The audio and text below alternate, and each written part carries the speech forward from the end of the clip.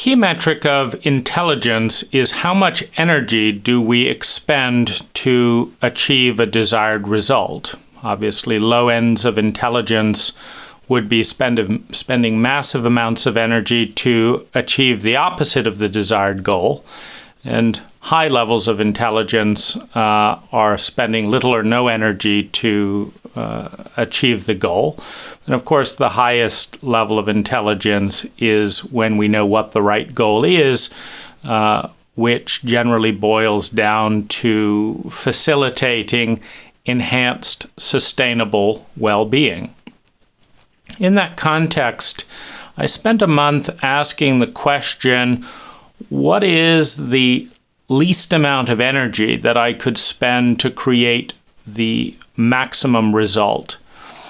And the most fruitful aspect, other than encouraging Westerners to have less children, was the idea of leveraging app technology to create 10x lives, 10x cultures, and to facilitate massive amounts of sustainable well-being with very little energy expended, because it costs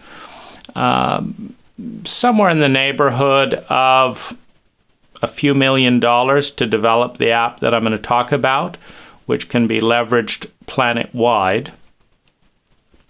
And it takes literally pennies in electricity to leverage that app on the trillions of dollars in infrastructure that exist in all of our smart and web and computer technologies. So let's look at the question, how could we design an app with the sole purpose of creating the most amount of sustainable well-being for the most people with the least amount of energy consumed? And so the individual is at the center of this project, and we're looking at the individual's highest return on investment. And in this case, it comes through synergizing cooperatively with lots of other individuals. And so I want to start with the platform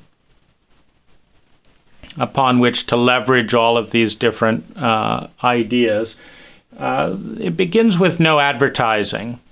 Every person who spends money to promote something has an agenda, and that agenda often diverges from the truth. And so simply eliminating advertising such that all data presented is more neutral leads to better decision making.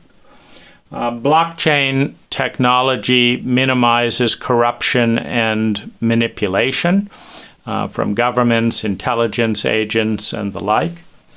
Metadata, particularly filtered through encryption and blockchain, allows incredibly high volumes of sensitive data that an individual might not vote to have known about them, to be known about a country, to be known about a region, a state, a county, a species, the southern hemisphere. And so metadata is key to leveraging data because in the data or information age, the most powerful thing in the world is accurate data, using the formula that accurate data leads to more intelligent decisions, with the highest intelligence being represented by the creation of the most amount of well-being per unit of energy invested. So metadata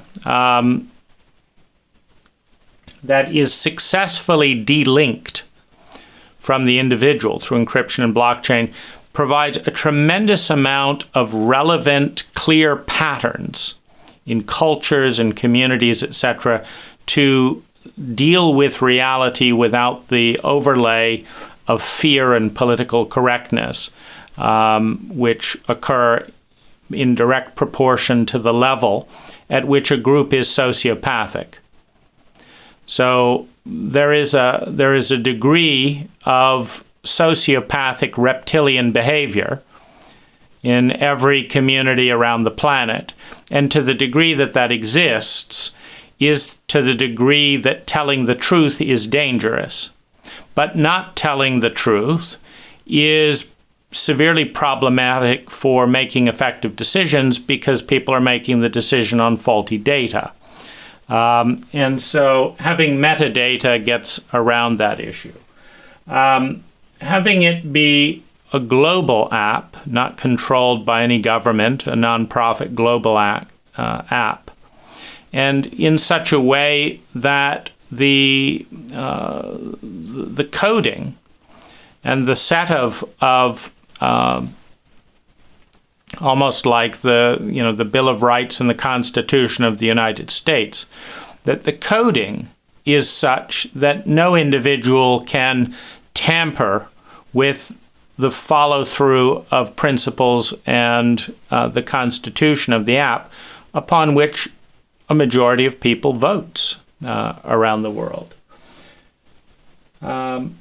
User votes and thanks are an important, sifting process. And so if I read an article on a quest for increase in some area of well-being, and well-being is achieved efficiently, then I'm going to upvote that article. If I read a post that is inspiring and leads to more well-being, I'm going to upvote that post. And if I have an interaction with someone on the basis of competency, and that person demonstrates high levels of competency, I'm going to upvote the levels of competencies that I witness and thus vote for that person's competency in that arena. I also want to give thanks as a motivation of gratitude to let people know what they're sharing and what they're producing on the app that is valuable to me. And so being able to give thanks, or in exceptional cases, incredible thanks, maybe where there's a limit to determine quality, where you can give 1 star a week, for example, for the most valuable thing that happened all week. And you've just got that one. And so there's an encouragement to think, as opposed to the inflation that is possible in places like Facebook, where you can have an infinite number of friends and not know any of them. It's incredible inflation, meaning there's no value to friendship on Facebook, because you can have as many friends as you want with one click, and it means absolutely nothing with no obligation. Introducing this sense of limits that encourage thought and respect for the votes that are given, I think, is quite important. Trust metrics around competencies are one of the most powerful things that can emerge out of this app. As an example, I've never cheated on a partner or friend or lied to a partner or friend sexually or otherwise. Now, that's a very specific trust. As someone with Aspie-type tendencies, I've made people incredibly uncomfortable. So if the goal is comfort, I may not be the person. If the goal is telling the truth as understood, I might get top notches for that. So differentiated trust is, I think, one of the most important things to measure. Because in understanding who should be in a more leadership role or dominant position for a given project or goal, the first thing to understand is, what is the goal? The second is, what is the role? What are the roles needed to fulfill that goal? Next comes, what are the competencies needed to play the role? Once that's been identified and people's competencies are measured through ongoing, hundreds and hundreds of interactions. This person always relies on time, and they never know what the hell is going on. So if it's delivery, give it to them. If it's summary of the key points, they might get a 1 out of 10, And so this breakdown of competency from the people who have experienced an individual over time, I think, is incredibly important. I also think it's very important to include a wider variety of people, because nature produces incredible ecologies of varieties and anomalies, in the understanding that robust ecologies with diversity are guaranteed to win. The more options you have on the table, the more one of them is going to win. And so it's very important to have a very broad vocabulary of trust. This person can absolutely be trusted to make everyone furious by the end of dinner. That is a particular talent, and there may be the odd occasion where that talent is useful. For example, that person must know on some level, unconsciously or consciously, what every person's hot button is at the table in order to press everyone. Well, that's useful to know. If you want to know your blind spots, that's someone who knows them because they need to know them in order to press them. And if they don't know that they know them, but they press them anyway with absolute reliability, well, then you know that if you really want to know what you're upset about in your life, just spend 20 minutes with this person, and you'll be furious, and then you'll figure out what you're furious about. And so, at any rate, there's a tremendous need to get away from "that's a good guy" or "good, solid, salt of the earth person," which means absolutely nothing, and into detailed, nuanced profiles of what individuals are good at. And obviously, every talent or trait has a positive and negative potential. Mapping out which, many things that are culturally atypical would get condemned as, for example, in the United States, being too sensitive, being too emotional, is a cultural condemnation, a cultural shame. In a rather chauvinistic culture, feminine traits are denigrated. But this is not to say that being highly emotionally attuned and sensitive is always negative. It's just viewed that way in the U.S. But it might be highly viewed in another context. And so it's very important to break out of the cult mode of judging and really see who individuals are, and then pair people who are good at particular things with the projects that require those talents. Then we have biometrics to establish identity and minimize fraud, whether that's fingerprints or iris reading or facial recognition. I think it's important to minimize the ability of robots and, governments, et cetera, to infiltrate, this system for, political or profit ends. Being nonprofit and being open source. Being nonprofit is just basically saying that obviously any project needs a certain amount of money to be self-sustainable, but the goal is not to make as much money as possible. The goal is to provide as much well-being for the members as possible. And if there's a use of capital that is voted on as being highly valuable to a group of members, then they can fund that project. Open sourcing simply means that anyone can build on this infrastructure, just like anyone can submit an app for Android. Anyone can submit a feature or a subset of functionalities for this kind of core platform.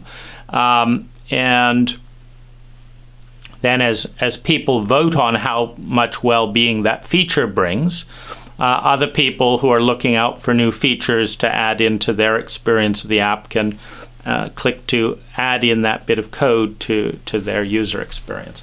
So this being the base, which leads to a virtually unlimited set of possible uses, what are some of the things that I think are quite relevant? Well, one of the things that I think is very important are nuanced profiles about an individual. For example, when I hire a housekeeper, I have a daily list of chores, a weekly list of chores, a monthly list of chores. And then I have to do a tour of the house, which I could do on a video or in person. And then I want to get, their data sheet. So I might, have a profile for house cleaner in which I update that, and anytime I update it, any current or future house cleaner will get that update. And it might include, the ad that I put out for a house cleaner, etc., the house rules, all of that. And then if I have a house cleaner, I would share that profile with the new house cleaner, which instantly gives them access digitally to all the data, needed. So that would be, for example, an example of a profile. A romantic profile. This is the level 1 new dating profile. This is all that I want a new date to know about me. I want them to know what my diet is. I want them to know what my age is, my religion, blah, blah, blah. This is what I want someone to know about me once we've decided to be sexual, a sexual profile. This is what I want someone to know about me if we're looking at getting married and what I want to know about them. And so we can build these profiles as an act of self-awareness, as an act of empowerment, and then choose when, where, and with whom we share how much of these profiles. So we control the data is, the most important thing. Health profiles to be able to share with, whether it's a therapist or a doctor, etc., the things that we believe are most important for someone engaging with us in this way to know about us. A masseuse profile, I want you to know what type of massage I like, this, that, and the other. Here it is before my appointment. So profiles in childcare, financial profiles, a list of things that I'd put together. Anytime I want to get a bank loan, I'll send this file of this, etc., etc. So profiles of talents, profiles of competencies and qualities, profiles in trust, project profiles, things that I'm working on and what role I'm playing and have played, goals, architectural profiles. I want the landscaper to come fix my irrigation system. So I might have a detailed utility profile that I would send off to the landscaper. And what does it have? It has every photograph that I have of where the utilities are. It has maybe a video going through the irrigation system. Here it is. Now, if I have a landscaper working on that, I want them to update my profile as part of the job by taking a new photo of a pipe they repaired, of how they repaired it, of where they've run wiring. I want that updated as part of my profile and nuanced so that I can go into electrical or water, irrigation, house line, fire, and find all of the relevant information and share it with a click of a button to anyone on the planet instantly over this platform, or download it into a PDF to email if someone isn't on the platform. So that's the profiles, and I want to be able to also clearly state what information I want public, for someone browsing or in this category, in this category. So we come over to facts, and this is a very important kind of segment in the age of quote, fake news. In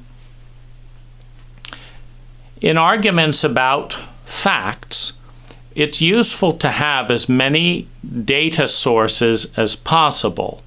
An eyewitness that said this, a recording of this, a this that said this, a this that said this.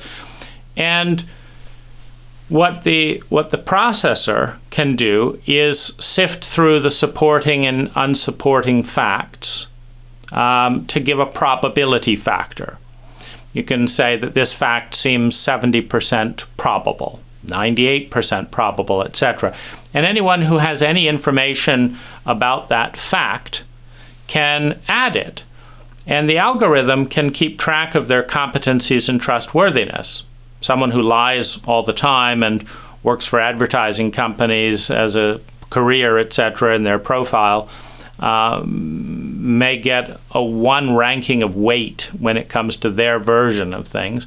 Someone who's everyone says has never told a lie that anyone has ever seen might get a very high ranking if they said they personally saw something. So there's actually a weighting to get to the probability of the most likely version of facts for people who want to see the most controversial facts of the day being debated in a more technical sense, based on evidence and statistics as opposed to just he said, she said.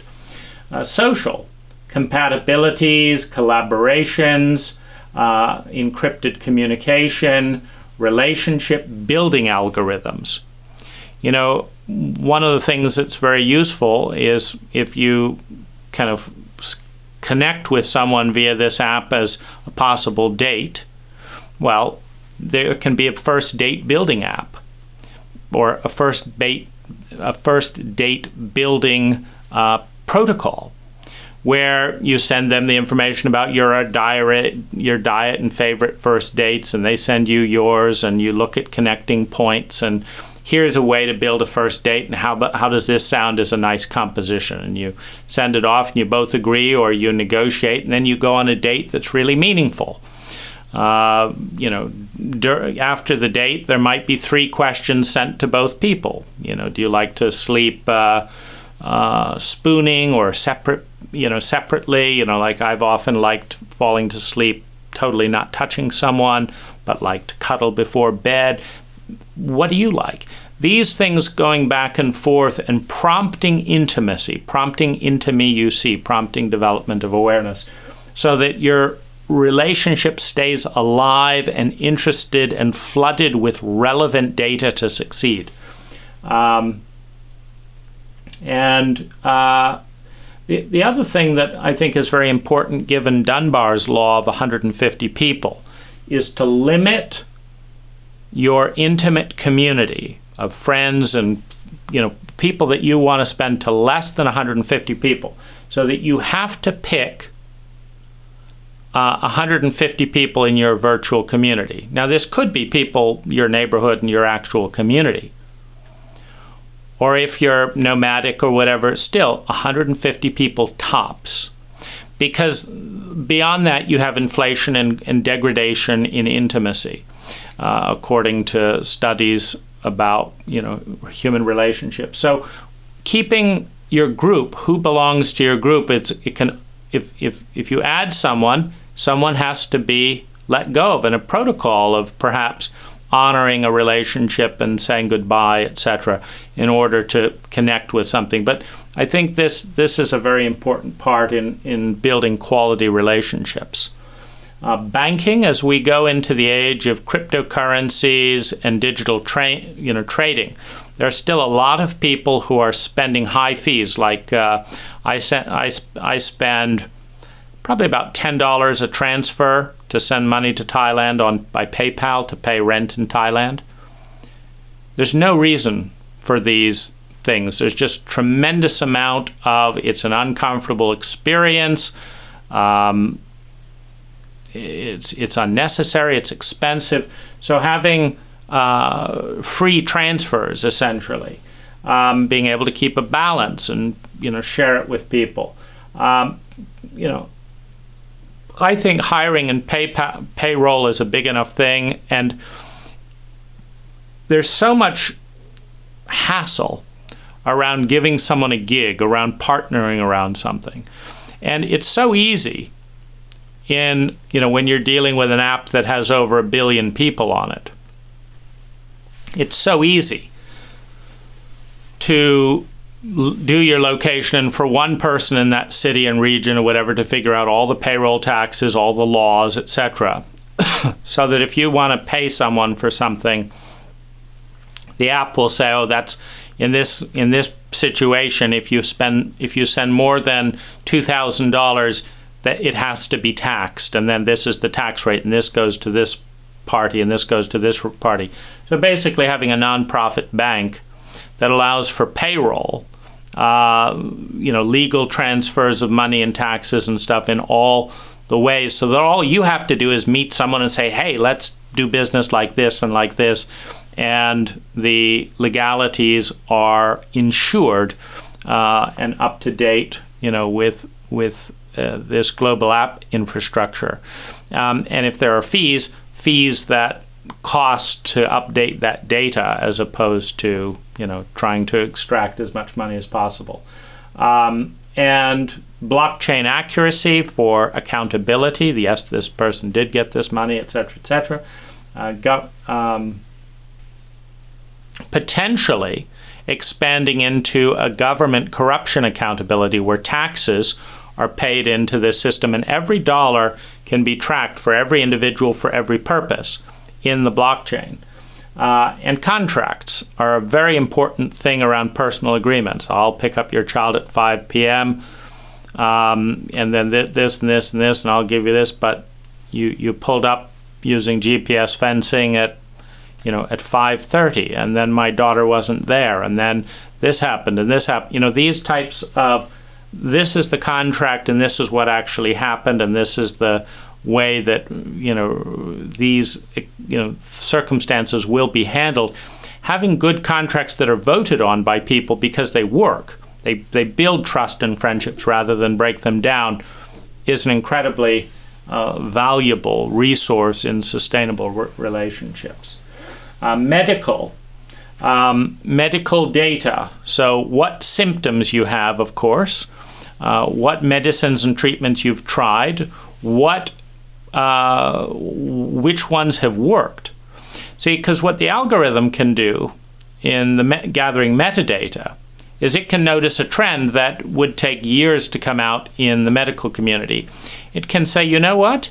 98% of the time, white people living in Arkansas who are male, who show these symptoms, benefit from this.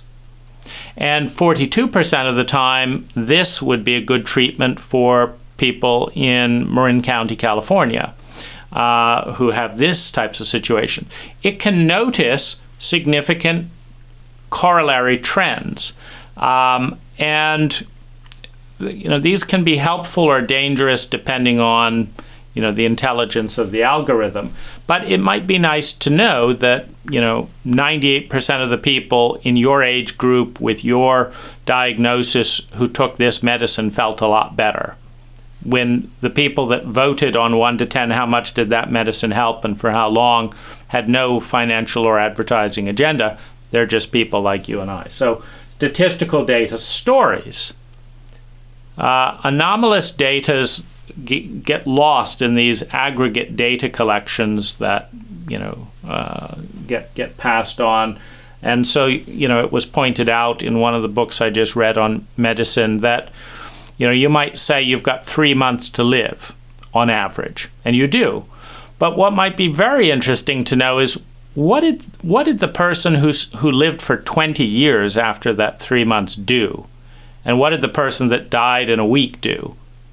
You might want to look, and how often does someone live for 20 years with a 3-month diagnosis, and what do they do? Where do they live, and that kind of thing. These are stories that can be gathered in metadata that could be incredibly interesting to someone looking to beat the odds of average. And what are the lifestyles of the different people in these situations? What are your own trends? So updating your own trends, etc., is an important way in feeling empowered, feeling in control, to see how you're doing physically, emotionally, financially, etc. What's the trend and where is it leading? Successes and failures.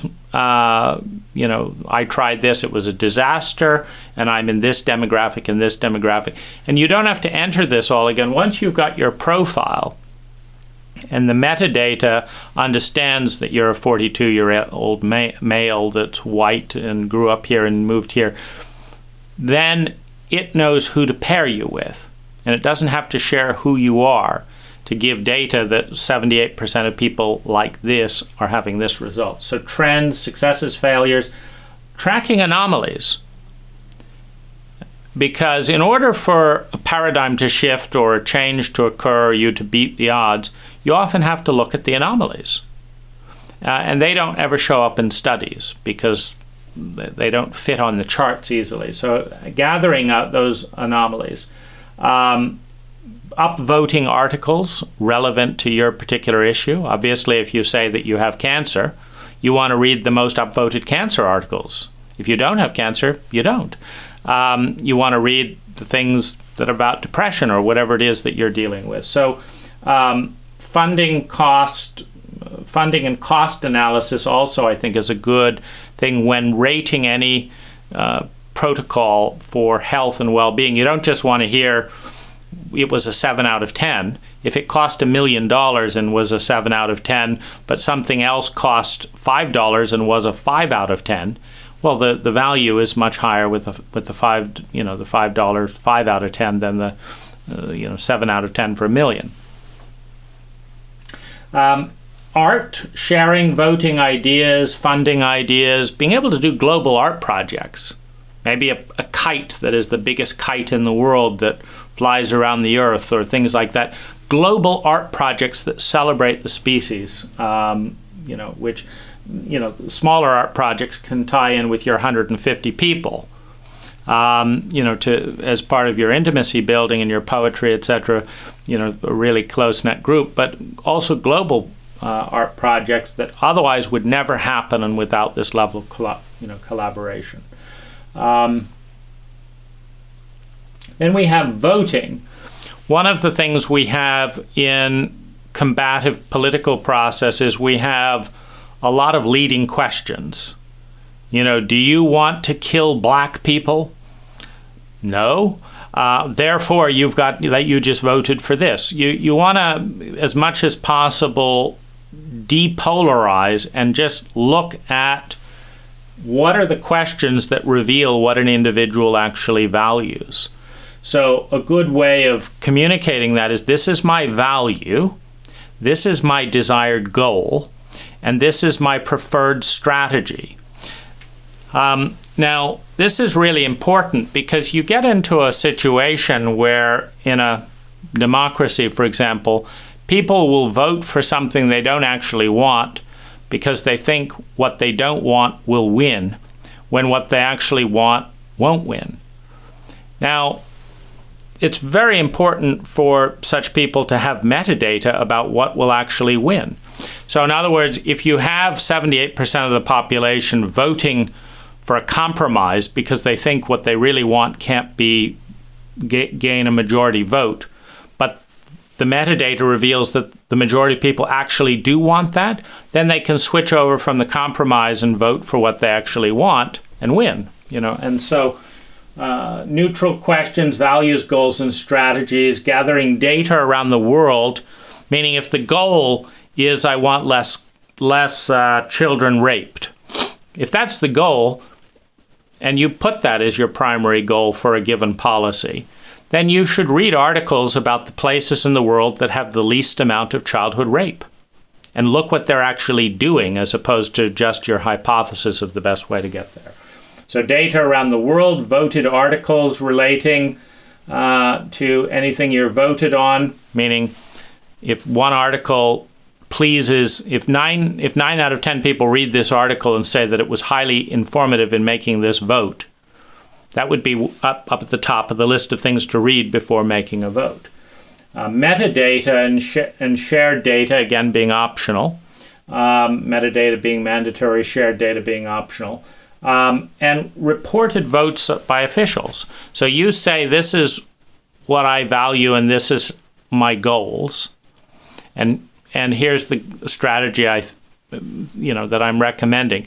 Well, the app can tell you which officials of any party, it doesn't matter, voted consistently with what you're wanting the most, and which kept their promises the most. If they're saying they will vote this way, based on track records, what percentage of their promises, when they have the discretion, do they keep, and all that.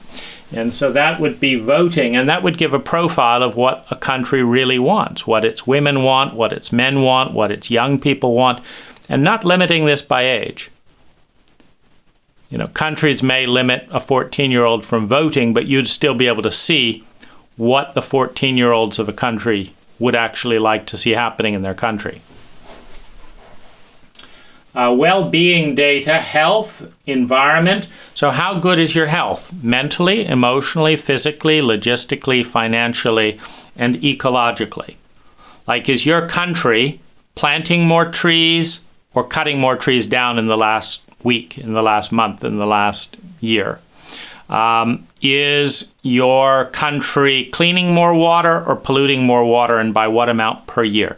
So measuring these things as trends, etc., is really important, because in order to create maximum well-being, you need to have accurate data. So health, environment, human needs. One of the most valuable things that a country or city or a family can know about itself is how well each person is dealing with their human needs. Now, Abraham Maslow developed a hierarchy, so we have survival, security, love and belonging, self-esteem, developing personal gifts and talents, bringing those out into the world, and being a part of something bigger than ourselves, to be transcendent. Now, it's a huge deal to know that 5% of your people in your city are not in clear survival. They're uncertain about survival. Or maybe 50% of your city feels lonely, does not have more than a 5 ranking of love and belonging. Well, if half of your population feels lonely, and it is a human need to feel love and belonging, then you know what your city needs to deal with. Not new roads, but new new dances, new rituals, new social gatherings facilitated, and maybe rather than building a new police station, you build a community center and hire people to heal loneliness every single day until your city's loneliness goes down and your love and belonging goes up. So knowing the human needs of every demographic and tracking it on a weekly basis, just by sending each person a questionnaire weekly, how you doing on survival, love and belonging, self-esteem. These were your last readings. Have any of them changed, 1 to 10? And then just click submit. Now we have a census of the most valuable data about well-being on the planet, which is how well each human being is meeting their needs. Knowing what are pain points. What are the biggest pain points for the most people in your city, in your family, in your country, in your region of the globe, as a species? Because if the biggest pain point is lack of trust and fear of being punished by an autocratic authority structure, then we have something to respond to. So knowing pain points, support options. So if I'm in pain and need support, or if I have an opportunity and need support to realize the opportunity, how could some specific person help me? So they need to meet this criteria as a person, and they need to do these things to help me. These are what those are, so that the people in our community know how to support us efficiently. What are the highest returns on well-being? Meaning, if I've just started a yoga program and suddenly my well-being shot up 25%, or as in my case, when I bought my dog, my well-being shot up 20%. Understanding, nationally and globally, what activities boost well-being and the return on investment. How much time does it take to care for a dog, to go to yoga, to meditate, to do whatever? Suggestions. Having the app suggest things, meaning if I say that my love and belonging is 2 out of 10, well, that's mediocre. So the app might suggest, here are 3 bingo halls to go play bingo within your region, if you said you liked gaming and those are the only games going on. Here's an online community that likes to sew and discuss politics while knitting. While doing a Zoom video conference with 20 women knitting and discussing democratic politics. Well, and it happens every 7 p.m. and just log in and do here. The app can tell you things and you can just say interesting or not interesting. If interesting, it'll put it in your calendar and prompt you a Zoom call starting with knitters in 5 minutes.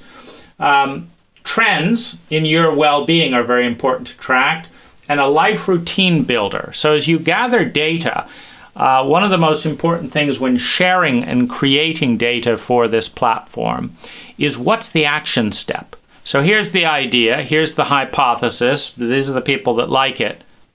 What do you do intelligently as a result of this? It needs to crystallize that into an action step. And so if you click on the action, add action, it's going to ask you, how do you want to add it into your life? Do you want it as a list of possible actions? Do you want to add it to a weekly routine? Okay, where in your week are you going to put this action? Where in your month? Where in your year?